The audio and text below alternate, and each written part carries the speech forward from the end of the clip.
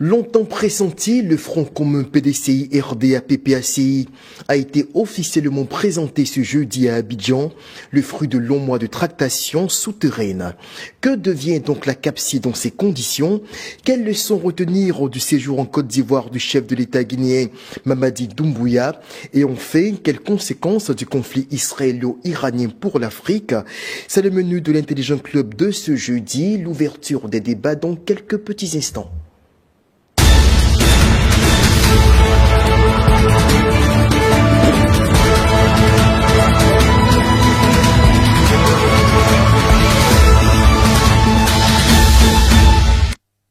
31 ans après le Front républicain, Laurent Gbagbo se retrouve dans une nouvelle alliance politique, cette fois avec le PDCI RDA, le Front commun.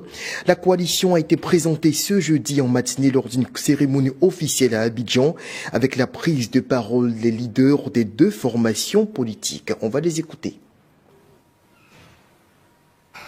Tu enlèves le nom du président du PDCI. Tu enlèves le nom de Babolora. Tu enlèves le nom de Soro Guillaume. Et Akosi Benjo. Mais lui, il n'a pas la chance. Je sais pourquoi, mais et puis tu penses que les gens te regardent comment? À l'intérieur et à l'extérieur, on te regarde comment? Tu enlèves tous ces noms-là. On te regarde comment? C'est la démocratie, ça.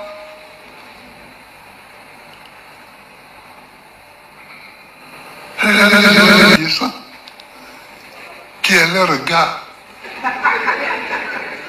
qui a passé son temps à m'insulter et qui est allé à la CPI témoigner contre moi.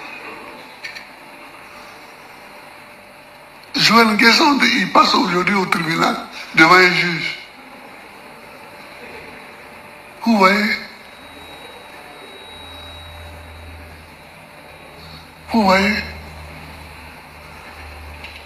Mais en tout cas, dites à celui qui veut écouter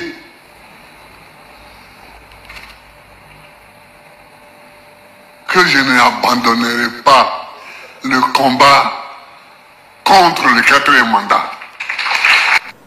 Je tiens ici à tout particulièrement le patriotisme, la détermination, le courage, l'expérience et la sagesse de mon aîné le président Laurent Gbagbo. Je vous demande d'applaudir.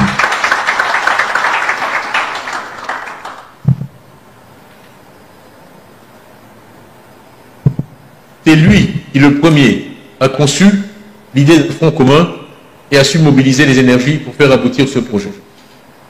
Le PPACI et le PDCI sont deux forces incontournables sur la scène politique de notre pays.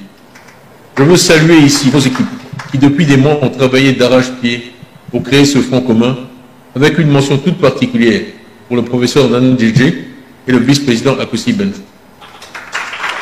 La volonté que nous exprimons aujourd'hui d'unir nos voix et nos forces pour que notre pays connaisse enfin une élection crédible, inclusive, qui conduise à ce que la volonté du peuple ivoirien, qui est aujourd'hui, nous le savons tous, le changement, l'alternance, pour que la volonté du peuple ivoirien, dis-je, s'exprime et soit respectée.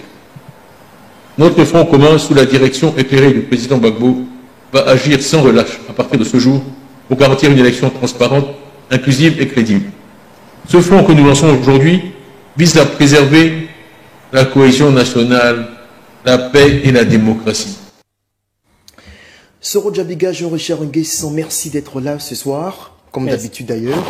Merci à Guy de nous inviter régulièrement. Alors, c'est officiel, justement, depuis ce matin, le Front commun, alliance entre le PDCI, RDA et le PPACI, je dirais alliance stratégique, a été officiellement présentée. Il n'y a plus de doute là-dessus. Les deux partis sont officiellement donc en alliance. Alors Jean-Richard Nguessan, cette coalition, elle est placée sous la direction de Laurent Gbagbo, tel que l'on vient de l'entendre de la part de Cheikh Tidiane Cham, président du PDCI, qui se trouve toujours à Paris en France.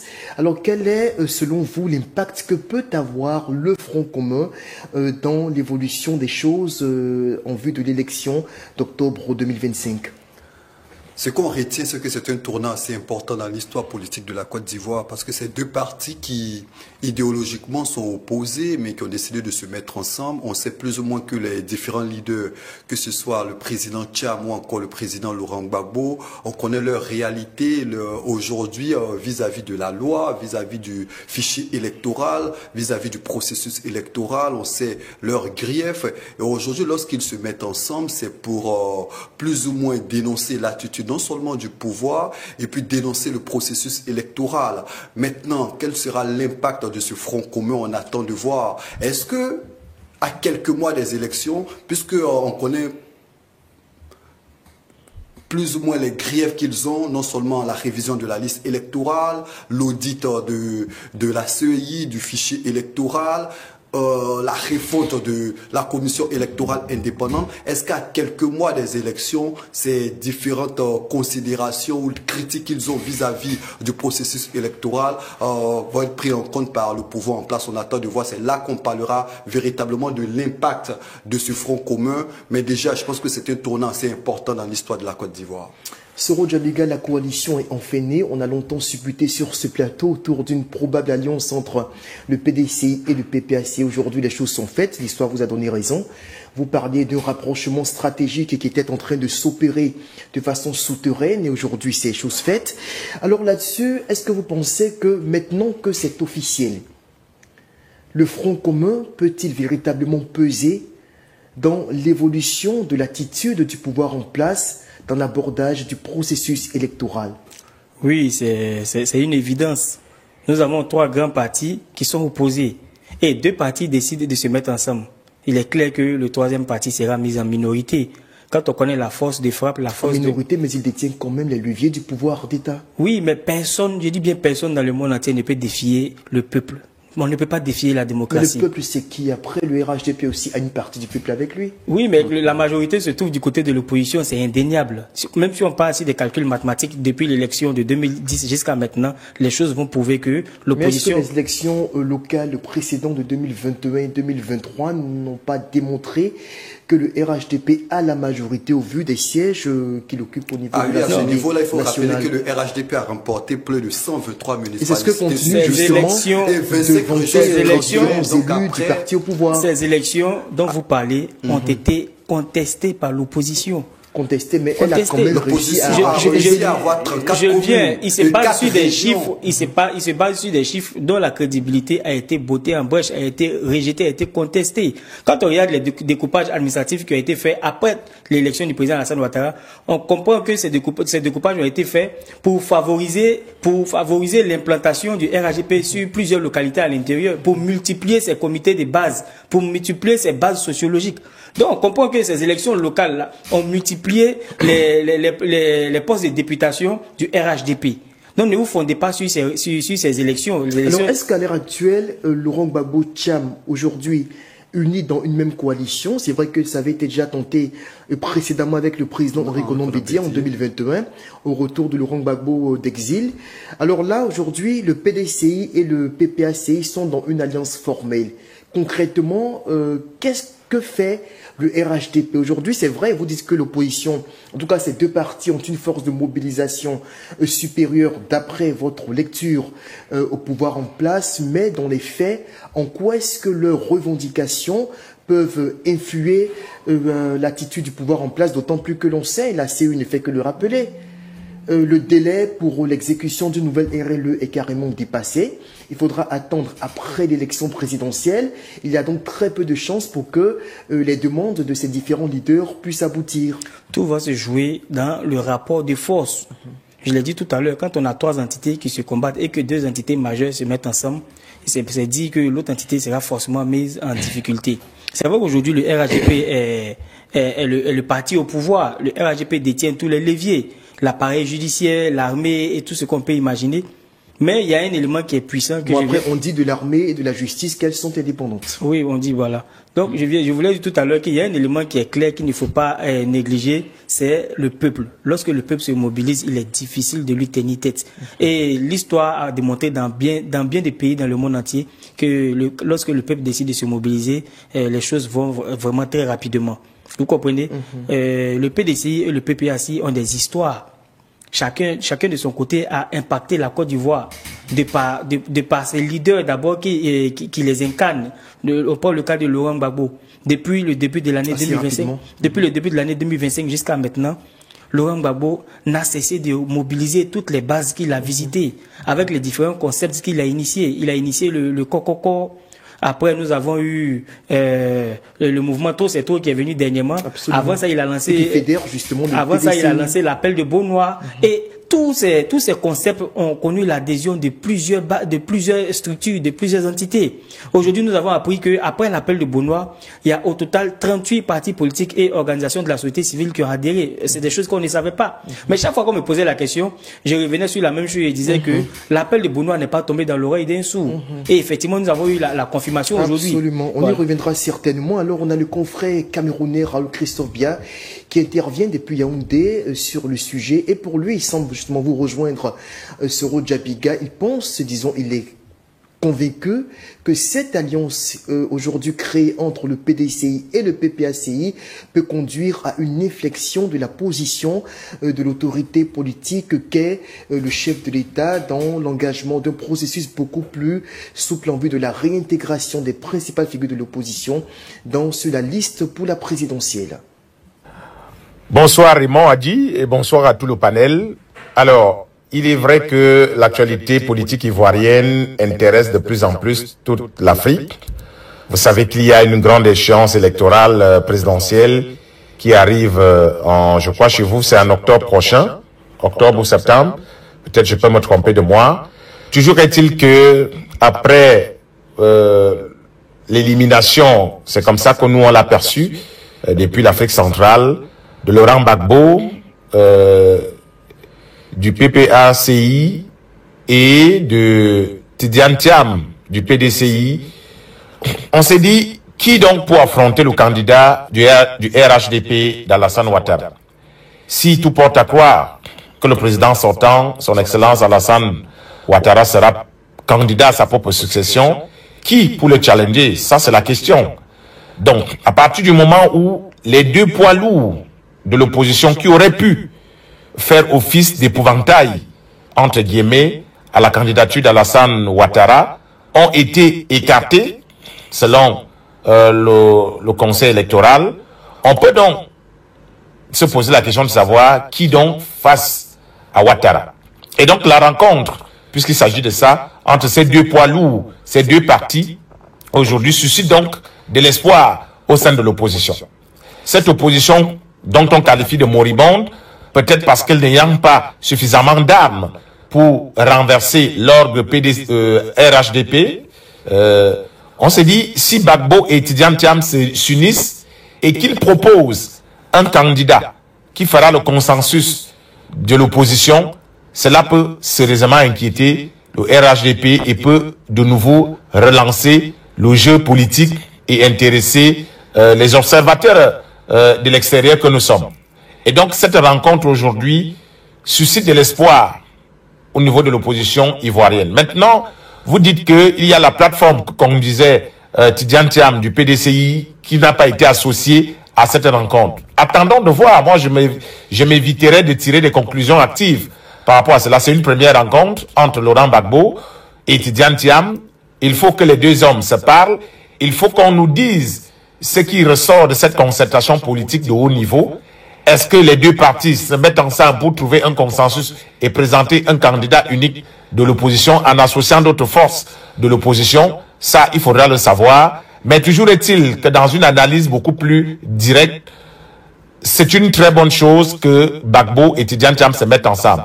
On peut les appeler les deux rejetés, les deux déboutés, peu importe l'expression que vous donnerez. Toujours est-il que les deux se doivent aujourd'hui s'unir pour tenter de renverser le RHDP du président Ouattara. Donc, cette rencontre, de mon point de vue, est une aubaine pour l'opposition. À l'opposition maintenant de saisir la balle au bon et de se dire, c'est peut-être l'occasion ou jamais d'avoir un candidat capable d'aller titiller, capable d'aller inquiéter le RHDP.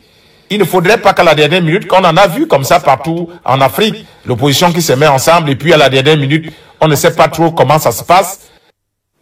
Raoul Christophe qui nous a devancé sur certains points, candidature unique, mais surtout la position qu'occupe aujourd'hui la CAPSI, la coalition pour une alternance pacifique qui jusqu'à présent évoluait sous la coupole du PDCI, donc du Tcham, qui visiblement n'a pas été associé. Je précise qu'avant l'émission, nous avons pu avoir l'un des cadres du mouvement, en l'occurrence Paul Agobli, qui nous a clairement indiqué et qui assume que la CAPSI n'a pas été associée à la formation de cette alliance stratégique entre le PDCI et le PPACI. Jean-Rocher Nguessan, quelle est votre lecture de la trajectoire qu'emprunte déjà le Front commun? Vous savez, cela démontre encore les mésententes qu'il y a dans l'opposition ivoirienne. Vous savez, Laurent Gbagbo, lorsqu'il revenait en Côte d'Ivoire, après son acquittement en 2019, il avouait à qui voulait l'entendre qu'il n'était pas là pour rassembler la gauche ivoirienne. Et on se rappelle aussi que le président Tidjane Tcham avait fustigé. C'est vrai que certaines personnes estiment qu'il ne parlait pas forcément du président Laurent Gbagbo, mais il avait dit, et je cite, qu'il n'a pas envie de mettre un serpent dans son pantalon. Après, il y a eu des propos ou encore des attitudes de part et d'autre qui montraient plus ou moins que cette position n'était pas assez réconciliée ou ne partait pas sur la même longueur d'onde. On sait que la CAPSI est une idée plus ou moins de Simon Gbagbo. Ensuite, Tidjane Tcham, qui est le président du PDC-RDA, en a assumé le leadership. Et parti le plus significatif. Effectivement. Alors qu'on sait aujourd'hui la mésentente qu'il existe entre le président Laurent Gbagbo et Simon Gbagbo.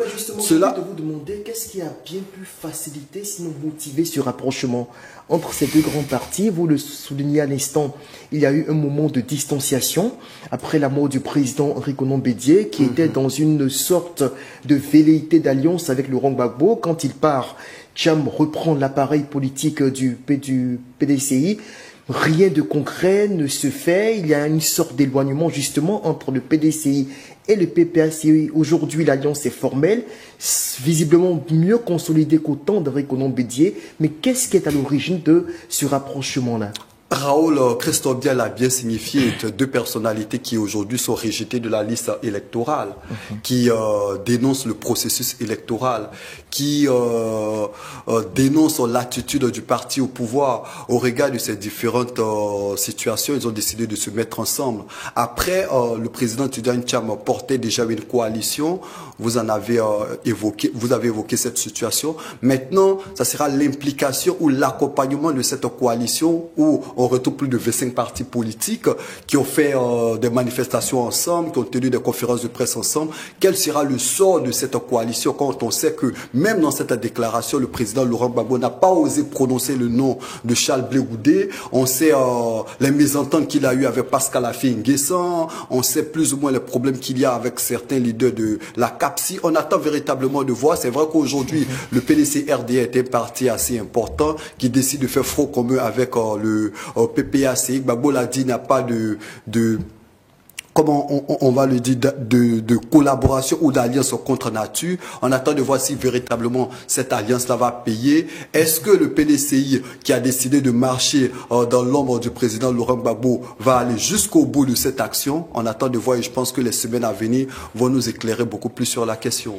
Soro Djabiga, demain, on apprend qu'à partir d'environ 10 h, donc demain vendredi, il devrait avoir une réunion de la CAPSI, c'est-à-dire des principales formations qui composent cette coalition de l'opposition, et aura-t-elle lieu avec ou sans le PDCI?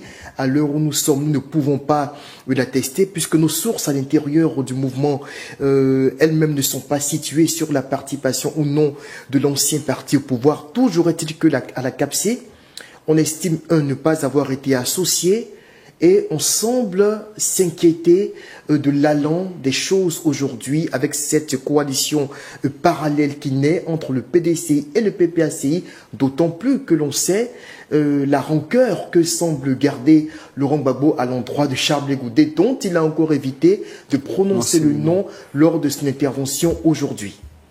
Vous savez, nous sommes en politique, les choses sont dynamiques. C'est vrai que la CAPSI a été créée.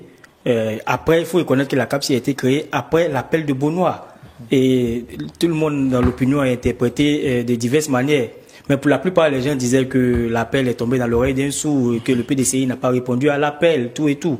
Vous comprenez? Mais la CAPSI a été créée avec l'objectif de garantir l'alternance politique, avec l'objectif de garantir des élections libres, transparentes et démocratiques en Côte d'Ivoire, et inclusives surtout.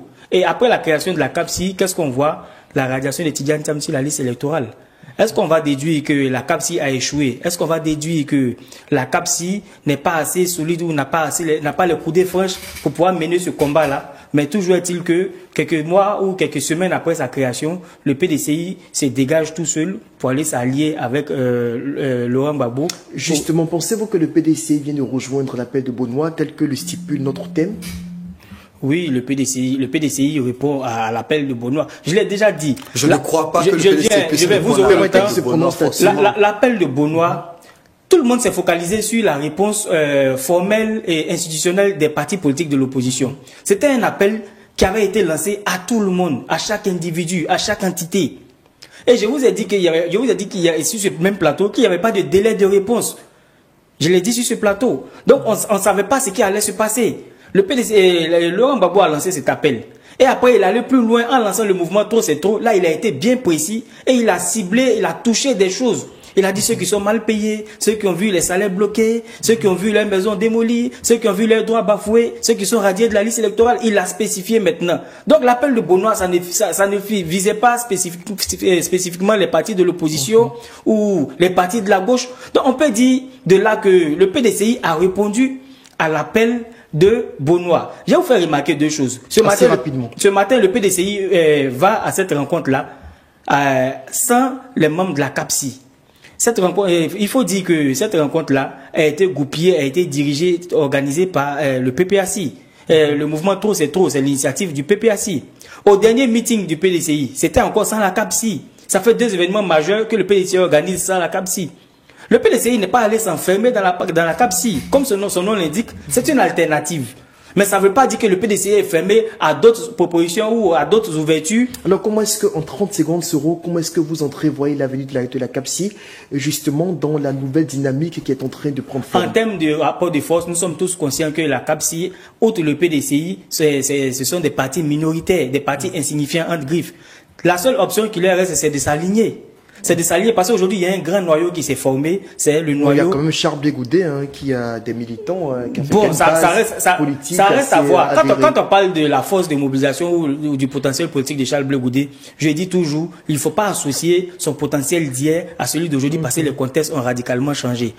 Quoique Charles Blé Goudé avec son aura qu'on connaît, mais le COJEP aujourd'hui devant cette force politique qu'on vient de voir là, le COJEP vraiment c'est un parti qui est carrément insignifiant pour ma part. Jean-Richard, vous avez envie de réagir, mais je vais y greffer une question parce qu'on doit y aller beaucoup plus vite maintenant. Est-ce que Thiam est le trait d'union aujourd'hui qui peut rassembler ces deux extrémités de l'opposition? Je parle précisément du PPACI et de Laurent Gbagbo et de certains partis de gauche tels que le COJEP ou encore le MGC qui pourraient se fédérer autour de la personne de Tidjane Thiam qui est issu d'un parti libéral et de droite. Cela reste possible. Vous savez, le PDCI reste un parti fort, même si son leadership à l'intérieur du PDCI reste contesté par un certain nombre de personnes. Déjà, il a du mal à rassembler au niveau du PDCI RDA. Il est fustigé par certains cadres. On connaît plus ou moins tous la multiplication de ces produits judiciaires face à Tidjane Thiam, avec Valérie Yapo, avec Guy Kawe qui a dénoncé un certain nombre d'attitudes du président. Pour revenir à l'appel de Beaunois, l'appel de Beaunois a été lancé en juillet 2024.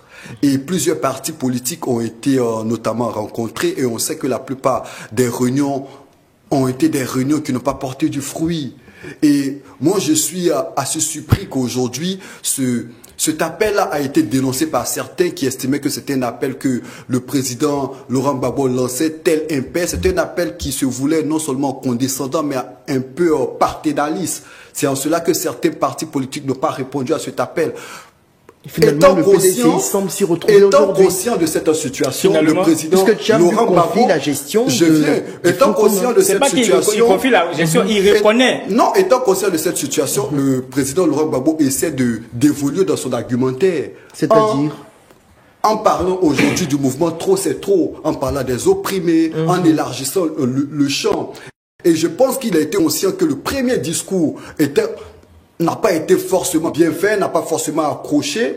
Et aujourd'hui, il lance le discours Trop c'est trop. C'est vrai qu'aujourd'hui, le PDC-RDA, avec le président Tidjane Thiam, rencontre des difficultés. Le président Laurent Gbagbo aussi également rencontre des difficultés. Au regard des difficultés de ces deux présidents de partis politiques, ils décident de se mettre ensemble. C'est de bonne guerre. Alors pour aller un peu plus vite, c'est de bonne guerre. Et puis là où le RHDP reste mobilisé, le RHDP reste dans une certaine dynamique, où on sent une certaine discipline. C'est vrai qu'il y a certaines voix discordantes, mais des voix assez minoritaires. Face à un RHDP qui reste mobilisé, l'opposition n'a pas donc choix justement que de se mettre ensemble. Alors justement là-dessus, en 30 secondes, est-ce que vous pensez que Tidjane Thiam peut rapprocher les ennemis d'hier? Oui, cela reste possible. Cela reste possible. C'est vrai que le président Laurent Gbagbo, depuis son retour, on sent qu'il reste ferme sur sa position. Il n'ose même pas prononcer le nom de Charles Blé Goudé. Il n'ose même pas rencontrer son ex-épouse Simone Gbagbo. Est-ce que le président Tidjane Thiam aura cette force-là d'amener les partis politiques, plus de 25 partis membres de la CAPSI, vers ce front commun? On attend de voir. Ils ont réconcilié Laurent Gbagbo avec sa propre famille politique, avec qui...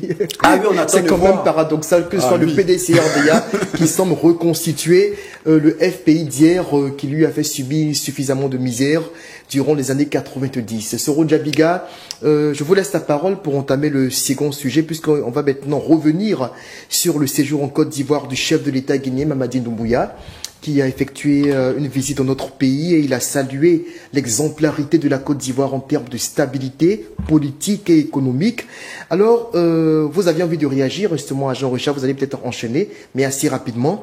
Et la première question que je vous poserai, c'est la suivante. Est-ce qu'aujourd'hui, la Guinée, j'ai envie de dire la Guinée-Conakry, mais le confrère il m'a rattrapé pour me dire que non, on parle plutôt de République de Guinée ou de Guinée tout court. Alors, est-ce que la Guinée tente de se démarquer justement des autres pays de l'AES, puisque ici nous nous intéressons aux leçons à tirer de ce séjour dans notre pays de Mamadi Doumbouya? D'accord, je commence d'abord par une réponse brièvement. Souvenez-vous que vous avez 2 minutes pour rebondir sur cette En fait, moi j'aimerais faire savoir à Jean-Richard que l'initiative de se mettre ensemble et signer une déclaration commune n'est pas liée forcément à leur exclusion commune de la liste électorale. Il y a d'abord eu des velléités de lutte commune depuis le temps de Bédié. Et le président Gbagbo n'a pas manqué de le dire dans son discours. Il a dit lorsqu'il était en Belgique, il a contacté le président Bédié pour lui dire que je suis content du combat que tu es en train de mener, mais je m'inquiète pour toi parce que j'ai l'impression que tu prends beaucoup trop de risques. Et Bédié a répondu qu'il il faut prendre des risques parce que ça s'impose à nous. Donc les démarches avaient déjà commencé là. Mais moi, de par ma position, je peux vous assurer que les démarches ont commencé il y a bien longtemps entre le PDCI et le PPACI. Allez-y un peu vite, parce que vous grignotez votre... Oui. Les choses ont commencé il y a bien longtemps entre ces deux entités-là. Donc c'est l'aboutissement que nous voyons là. Mais ce n'est pas des choses qu'on pouvait médiatiser.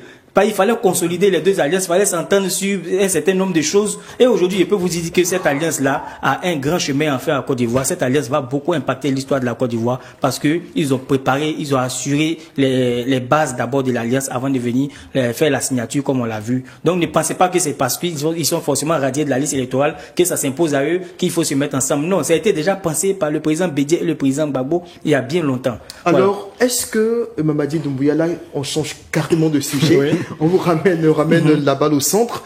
Est-ce que Mamadi Doumbouya aujourd'hui cherche à arborer l'image du chef d'État putschiste, puisqu'il est, en attendant qu'il soit formellement élu dans des conditions démocratiques, qui veut se démarquer de ses pairs putschistes également de l'AES? Oui, comme je le dis, c'est une réelle politique qui vient de faire, une réelle politique assumée. Parce que nous savons tous que le régime en Guinée est un régime militaire. En Côte d'Ivoire, c'est un pouvoir politique démocratiquement élu. Vous comprenez? 30 à 40 secondes. Voilà. Donc aujourd'hui, faire le déplacement depuis la Guinée jusqu'en Côte d'Ivoire et venir échanger avec le président sur plusieurs questions, notamment les questions économiques, les questions sécuritaires, les questions politiques, c'est dire qu'il essaie de se départir de cette casquette de putschiste pour aujourd'hui se conformer aux règles nationales et aux règles aussi de la sous-région de la CEDEAO. Comme j'ai parlé des réels politiques, parce qu'on sent qu'ils sont en train de privilégier des intérêts, au mépris même des idéologies politiques ou des considérations sous-régionales que nous connaissons. Donc je pense qu'il essaie effectivement de se départir, voilà, de ce groupe de putschistes-là, pour pouvoir, voilà, se repositionner avec une autre casquette. Jean-Richard Nguessan, votre position là-dessus?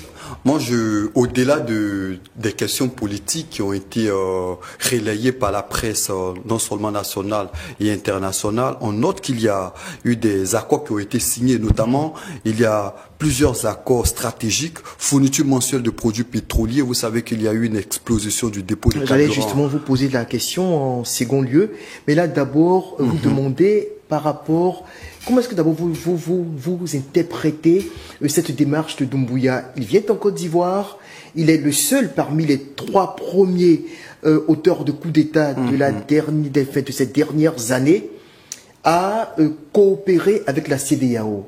Il vient en Côte d'Ivoire, il semble être assez conformiste, même s'il collabore toujours avec les pays de l'Interland. Et il semble se tenir quand même à distance de ces pays-là. Est-ce que c'est une manière pour lui peut-être de dire ou d'envoyer peut-être un message fort à l'extérieur pour dire nous avons des relations communes, certes, mais au-delà, moi, je préfère justement me départir du paradigme que ces derniers-là incarnent. Ah oui, vous savez, c'est... Quoi qu'on dise, il est critiqué en Guinée par non seulement la société civile, on en parlait hier, il est critiqué par les partis politiques, il est critiqué par plusieurs organisations telles que Amnesty International, mais c'est quelqu'un qui a toujours eu vis-à-vis de la CEDEAO, encore de l'Union africaine, un discours assez courtois, un discours assez poli, un discours assez policé, bien au contraire des dirigeants de l'AES qu'on connaît. Et on le sait, il a visité plusieurs pays, on se rappelle qu'il était au Gabon, il était au Rwanda, il a visité plusieurs chefs d'État. C'était un balai diplomatique qui vise à redorer non seulement son blason, mais repositionner la Guinée. On sait que la Guinée traverse plusieurs difficultés économiques aujourd'hui. Et puis à côté de cela, il se donne une posture de chef d'État, puisque incontestablement il sera candidat aux prochaines élections. Et déjà là, il commence à se positionner. Et puis vous savez, la Côte d'Ivoire est le voisin immédiat. C'est un pays assez fort, assez puissant au regard de sa capacité au niveau de l'UEMOA. Donc il s'est dit qu'il est important. Je vous laisse justement rebondir sur la prochaine question, à savoir, est-ce que c'est un rapprochement stratégique qui est amorcé par Doumbouya sur le plan économique? Parce que là, je rappelle que quand il est venu en Côte d'Ivoire, il a clairement évoqué la question du renforcement de la coopération, notamment dans les domaines des mines, de l'énergie, du transport, ainsi que la réalisation de certains projets d'infrastructures stratégiques en vue justement de développer davantage son pays. Poursuivez votre argumentaire sur lequel vous avez interrompu. Effectivement, vous savez, il a salué déjà dans son discours le leadership du président Alassane Ouattara. Il a parlé des infrastructures, il a parlé du modèle qu'est la Côte d'Ivoire. Et à cet effet, il disait qu'il souhaitait bénéficier non seulement des conseils, de l'assistance et de l'appui de la Côte d'Ivoire. Et puis, je parlais notamment de l'explosion du dépôt qu'il y a eu au port de Conakry en 2023. Ce qui fait qu'au niveau de Conakry, il y a des problèmes notamment dans la fourniture d'essence, et à ce niveau, il a demandé l'aide de la Côte d'Ivoire, il a demandé l'assistance aussi de la Côte d'Ivoire dans bien des secteurs, dans le secteur de l'électricité, dans le secteur du transport. On a parlé même du renforcement de l'axe Abidjan, de Yamoussoukro-Conakry. On parle notamment d'une voie ferroviaire qui va quitter notamment de San Pedro jusqu'à Conakry. Un projet d'intégration salutaire. Un projet d'intégration salutaire. Donc je pense que il commence à se positionner, je me dis qu'il se projette sur l'avenir, là où c'était fustige, la CEDEAO fustige, insulte la Côte d'Ivoire. Il essaie plus ou moins de redorer ou de réparer la relation qu'il y a entre la Côte d'Ivoire et la Guinée. Soro Djabiga, assez rapidement, Doumbouya qui se projette dans un futur lointain, qui calcule de façon planifiée justement l'état des relations qu'il compte entretenir avec la Côte d'Ivoire dans les années à venir. Moi, je pense que cette question ne devait pas être à l'ordre du jour. Excusez-moi de casser la question. Allez-y. Parce que nous sommes tous conscients qu'il a opéré un coup d'État pour pouvoir se positionner à la tête du pays. Il ne faudrait pas que cela devienne un artifice pour certains officiers ou certains militaires, c'est-à-dire faire des coups d'État, devenir tout gentil avec les communautés régionales et sous-régionales et venir réorganiser des élections, se déshabiller, se vêtir en costume civil et revenir se présenter pour gagner des élections. Ça a été le cas au Gabon, nous avons tous acclamé cela et c'est en train de se passer sous nos yeux ici en Guinée. Ne soyons pas surpris que les autres présidents que nous qualifions généralement de putschistes fassent la même chose. Si on a accepté la même chose avec le Gabon, on dira que le Gabon ne fait pas partie de la sous-région ouest-africaine. Si on accepte la même chose avec la Guinée, pourquoi on va refuser cela avec les pays de l'AES? Mais ils ont le mérite d'organiser des élections démocratiques, c'est ce que tout le monde appelle. Non, il faut faire attention, faut pas légitimer la forfaiture. Déjà, vous savez déjà, je vais pas vous laisser parler. Non, je vais pas le laisser parler. Vous savez déjà qu'on dénonce, dans la plupart de ces pays de la sous-région là, ces coups d'État sont venus parce qu'il y avait des dirigeants qui étaient là et qui tentaient de modifier leur constitution pour s'éterniser au pouvoir. Et pour mettre de l'eau à votre, merci camarade. De l'eau à votre moulin, chacun de ces putschistes, en prenant le pouvoir d'État, s'est clairement déclaré non intéressé par l'exercice du pouvoir. Bien sûr, vous voyez cette arnaque. Que ce soit au Burkina Faso, au Mali, au Niger, même en Guinée. Et aujourd'hui, on sent que ce monsieur, au Gabon aussi. Oui, on sent que ce monsieur aujourd'hui veut organiser des élections et revenir se positionner démocratiquement. Dans une perspective sur le long terme. Sur le long terme. Et moi, je n'entends pas les choses de cette façon et je suis désolé, c'est un peu gênant. Et au Tchad également, voilà encore un militaire qui est assis, qui continue de s'auto-grader. Son père même était encore militaire. Après 60 ans d'indépendance, voire 65 ans pour d'autres pays, l'Afrique continue encore de traîner dans ce genre de bassesses-là. C'est grave. À quel moment nous allons évoluer? Très bien. Merci bien, Soro Djabiga. On va voyager assez loin quand même de nos frontières, même si on ne va pas très loin de l'Afrique, puisque on débarque au Moyen-Orient, où on espère que les bombes ne nous tomberont pas dessus. Alors là, tension Iran-Israël, quelles conséquences pour l'Afrique? C'est notre troisième et dernier sujet de cette émission. Tout de suite, Jean-Richard Nguessan, est-ce que les États africains se trouvent dans une position assez délicate vis-à-vis de ce conflit, puisque d'une part, Israël est un partenaire clé en matière de transfert de technologie, et d'autre part, l'Iran qui est aussi un partenaire important sur le plan économique. Vous savez, la position de l'Afrique reste mitigée face à cette situation. On se rappelle que l'Afrique du Sud... 11 pays africains, juste à titre de rappel, excusez-moi, ont appelé à des négociations entre les deux belligérants. Effectivement, vous savez, ils sont très peu nombreux, ces pays africains qui osent fustiger l'attitude d'Israël.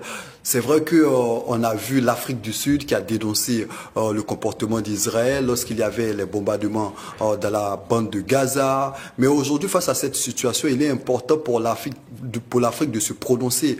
Nous ne sommes pas en dehors du monde. Mais malheureusement, face à nos réalités, face à notre quotidien, il est très difficile pour l'Afrique d'avoir une voix qui porte dans ce conflit qui, bien souvent, cristallise non seulement l'intérêt des États-Unis, de la Russie. Aujourd'hui, les voix des présidents africains peinent à être audibles et c'est bien dommage. Je pense que l'Afrique gagnerait à marquer beaucoup plus son intérêt ou à s'exprimer davantage face à ce type de situation. Mais malheureusement, l'Afrique s'exprime très peu lorsqu'il y a de pareille situation et je pense que nos chefs d'État gagneront aussi à s'exprimer puisque lorsqu'il y a des situations en Afrique, on attend très souvent les pays occidentaux qui s'expriment, qui condamnent, mais en Afrique, lorsqu'il y a des situations, malheureusement, on n'ose pas parler. Soro Djabiga, quelles conséquences économiques pour nos pays au cas où la situation venait à dégénérer dans le conflit au Moyen-Orient? Vous évoquez des conséquences économiques. Moi, je vais aller plus loin. Je vais parler du choc énergétique et des pressions diplomatiques. Voilà, vous savez que bien qu'éloignée du Moyen-Orient, l'Afrique est effectivement touchée ou pourrait être effectivement touchée par cette guerre qui oppose aujourd'hui. La flambée des prix du brut, par exemple. Par exemple, avec la flambée du prix du carburant. Parce que voilà, il faut dire que nos pays africains, notamment dans la sous-région, nous sommes fortement dépendants du carburant qui vient du Moyen-Orient.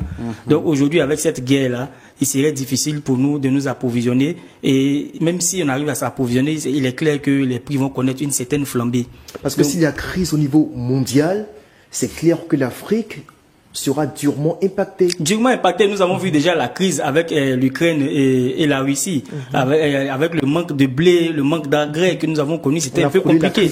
On a frôlé la crise alimentaire. Avant ça, il y a eu la Covid-19, c'était encore compliqué. J'ai l'impression que chaque 5 ans ou chaque 3 ans, on replonge dans des crises internationales qui contribuent à rendre vraiment difficiles nos conditions de vie. J'ai parlé des pressions diplomatiques parce qu'il faut noter que certains pays africains sont liés à l'un ou l'autre camp par des partenariats économiques, religieux ou militaires.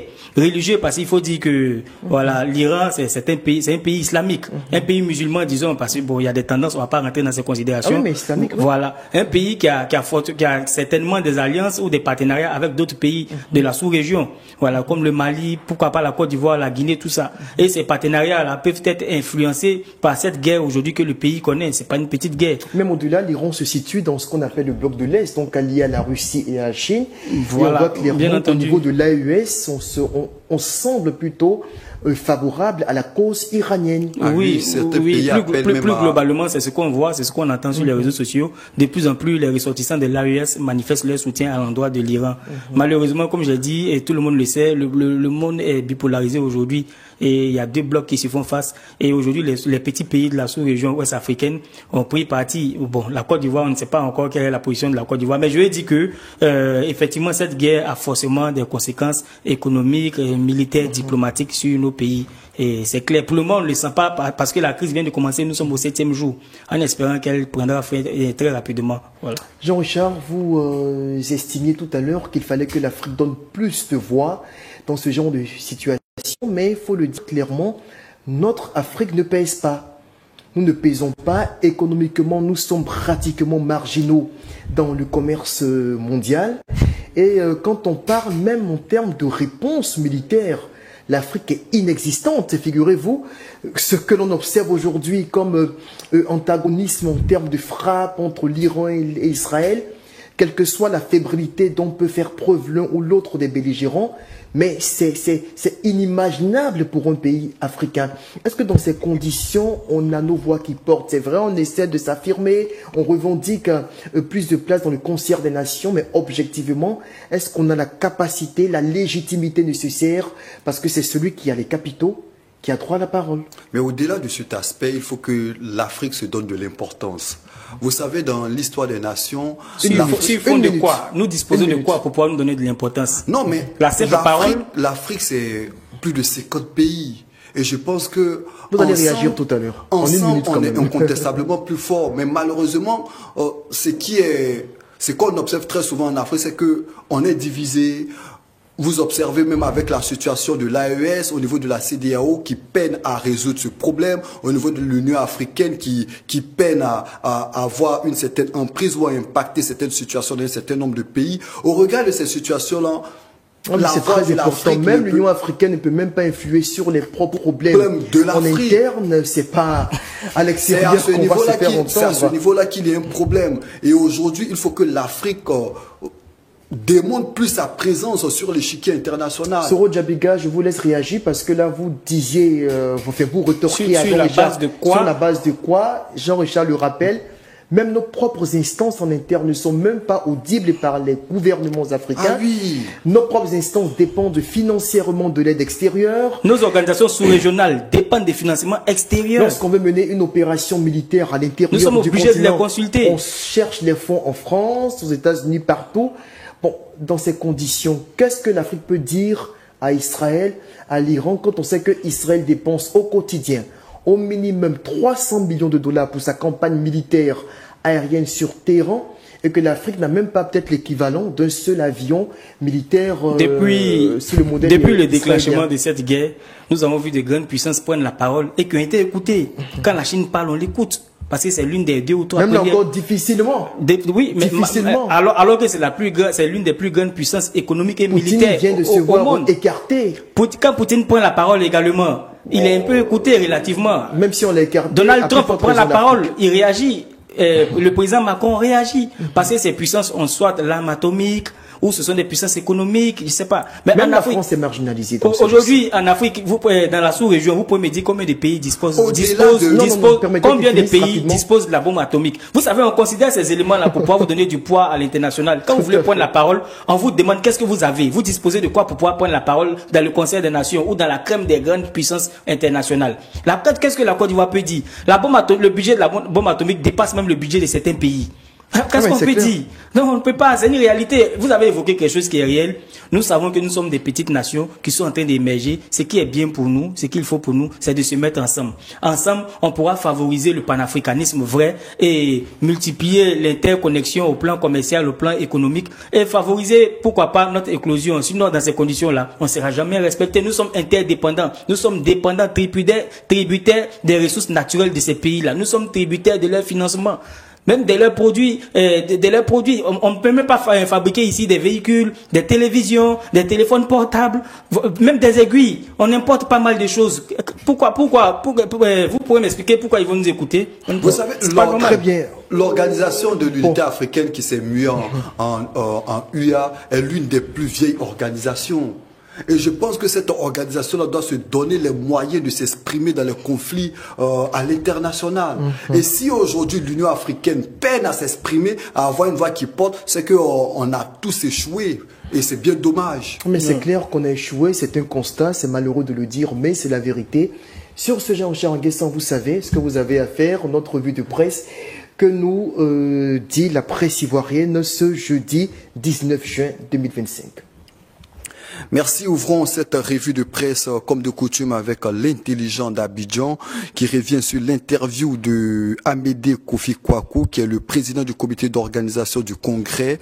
Il dit le RHDP moteur de paix, de prospérité et de solidarité. Il précise que 100 000 militants pour dire merci à Ouattara dont la candidature répond à un vœu populaire des militants du RHDP. Et puis sur la même question, à 48 heures du deuxième congrès ordinaire du RHDP, Kobena Kwasi Adjoumani dit, et je cite, le RHDP ne s'arrêtera plus jusqu'à la victoire finale, nous fait savoir le patriote. Et puis le jour plus, on parle d'une actualité qui a suscité de l'intérêt sur les réseaux sociaux, partage des fruits de la croissance, le gouvernement lance la popote familiale, 50 250 francs par mois pour 2000 ménages sur 7 mois. 70 000 nouveaux ménages bénéficiaires des filets sociaux sont connus. Et puis, Fraternité Matin, le quotidien gouvernemental revient également sur cette information. Réduction de la pauvreté popote familiale pour soulager les ménages vulnérables. Et puis, l'actualité politique à quelques mois des élections est à la une de l'Avenir qui parle de dénigrement systématique du RHDP fake news, l'opposition se décrédibilise aux yeux des Ivoiriens. Et puis le nouveau réveil nous informe de l'opération Trop c'est trop et barre à sa une, le PDC RDA et le PPACI lancent une opération forte. Aujourd'hui, l'Inter revient sur la présidentielle de 2025, situation politique, ce que le PDCI et le PPACI prévoient aujourd'hui. Adjoumani qui prévient un forcing, cela ne sera pas autorisé, un forcing, cela ne marchera pas. Et puis, Soir Info revient sur les événements qui ont émaillé la ville de Bouaké, notamment la prison civile, des gardes pénitentiaires arrêtés à l'issue de ces événements. Et puis, Super Sport nous informe de transfert, notamment l'Esco d'Angers avec Yaya Fofana qui est en route pour la Série A. Rappelons que Yaya Fofana, c'est l'international ivoirien, le portier des éléphants de Côte d'Ivoire. Et puis l'Africa Sport sera en assemblée générale ordinaire. Et Super Sport nous fait savoir que l'ordre du jour divise bon nombre de membres associés. Et puis terminons au Cameroun où Etofis suspend Jérémy Djitap pour 5 ans. Jabiga, 2 minutes pour réagir et sur les titres développés par Jean-Richard, mais également sur ce que vous aviez envie de nous sortir hier comme carton. Bon, déjà, ici, ce que Jean-Richard a dit aujourd'hui, c'est au niveau du partage des fruits de la croissance. Je trouve que le mot est un peu trop fort quand même. Quand on partage, quand on distribue 50 000 francs à 2000 ménages en Côte d'Ivoire, alors que nous savons que nous sommes 30 millions d'habitants. Et on parle de la répartition équitable des fruits de la croissance. Faut faire attention aux mots que... Celui qui voit 100 millions de francs CFA. Vraiment. Faire attention aux mots que nous prononçons, parce qu'on ne s'adresse pas à des ignares. La Côte d'Ivoire est quand même un pays à fort taux de personnes intellectuelles, de personnes scolarisées. Et moi, je pense que c'est même insulter même la conscience, les consciences collectives des Ivoiriens. Après 15 ans de gestion, quand on se retrouve aujourd'hui à donner des popotes à des ménages, des popotes. Il vous reste une minute. C'est indignant. Je trouve que c'est indignant pour des pères de famille que nous sommes. Je pars au travail. Quand je reviens le soir, ma femme me dit que le gouvernement a donné le prix de la popote. Mais vous savez que dans les pays non, c'est mon temps de parole. C'est mon temps de parole. La pauvreté existe. C'est mon temps de parole. C'est mon temps de parole. Laissez-moi faire sortir mes 14. C'est vous qui avez sorti cela. Il fallait corroborer cela dans vos déclarations. Je pars au travail et quand je rentre le soir, ma femme me dit que le gouvernement a donné le prix de la popote. Est-ce que après 15 ans de gestion, ce n'est pas un aveu d'échec? Est-ce qu'on a créé suffisamment d'emplois pour permettre aux jeunes d'avoir du travail et aider leurs familles? Est-ce qu'on a relevé véritablement le SMIC pour permettre aux Ivoiriens d'avoir accès à des salaires assez consistants pour vivre dignement et ne pas recourir à cela? C'est un sujet très important, même si je me limite à celui-là, je serai satisfait, je serai fier de dormir ce soir-là.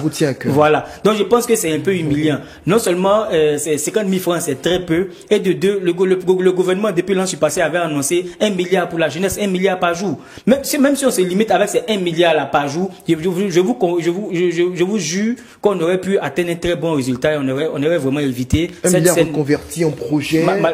Quel projet? Est-ce qu'on a vu ces projets universitaires? Quelle université? Est-ce que les 1 milliard qu'on avait prévu par jour pour des jeunes là, c'est ce qui devait être prévu pour construire des universités? Non, mais non. Je vous donne seulement 20 secondes malheureusement. Quand il réagit, je réagis aussi. Je voulais rappeler à Soro qu'il faut saluer cette popote familiale. Le mot même me dérange, popote familiale. Qui en dépit de tout ce qu'il peut raconter, aura le mérite de soulager près de 70 000 ménages. 70 000 nouveaux ménages. C'est quelque chose qu'il faut saluer. On dit 2000 familles. Moi, je tiens à informer que 2000 familles seront soulagées sur 7 mois, mais déjà, c'était plus de 70 000 ménages qui étaient soulagés par les filets sociaux. Donc, 37 000 par trimestre. Je pense que c'est une continuité. 37 000 francs par trimestre. Arrêtez d'humilier nos parents. Au-delà de cet aspect, loin de moi l'idée de forcément défendre ce projet, mais les allocations familiales existent dans bon nombre de pays à travers le monde. Mais là, c'est complètement différent. Oui, mais lorsque vous partez même dans des pays développés, il y a l'État. Est-ce que vous estimez la valeur des allocations qu'on donne à l'extérieur? Est-ce que vous connaissez la valeur? Les gens vivent dignement avec. Les allocations familiales, les gens vivent dignement. Ils payent même les loyers avec. Soro Diabiga, on met un terme au débat. Merci bien de votre contribution. On sent que le sujet vous passionne. On ne salue pas. On ne salue pas cela. Merci beaucoup. Vous dénoncez la pauvreté aujourd'hui, une initiative qui vise à... On se retrouve demain pour un autre numéro de l'Intelligent Club. Peut-être que ce sujet reviendra de façon beaucoup plus formelle dans nos débats, mais entre-temps, on est contraint de se séparer compte tenu de l'horloge qui ne joue pas en notre faveur. On va se dire au revoir et à demain, vendredi.